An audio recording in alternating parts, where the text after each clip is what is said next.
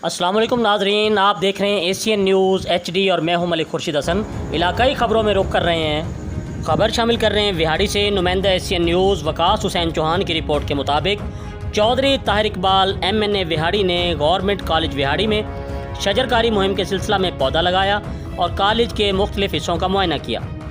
तफसीलात के मुताबिक कॉलेज के मुख्तलिफ मसाइल के हल के लिए अपनी खिदमात पेश की।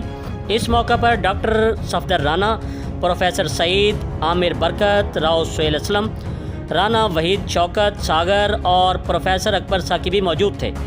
इस मौका पर MNA विहाड़ी ताहिर इकबाल चौधरी का कहना था कि तालीम किसी भी महज़ब और तरक्की याफ्ता मुआशरे की बुनियादी इकाई है और इसके म्यार को बेहतर बनाने के लिए तमाम वसाइल बरूए कार लाए जाएंगे और हर मुमकिन इक़दाम किए जाएंगे ताकि हमारी आने वाली नस्लें ज़ेवर तालीम से आरास्ता होकर मुल्क की तरक्की में अहम किरदार अदा कर सकें।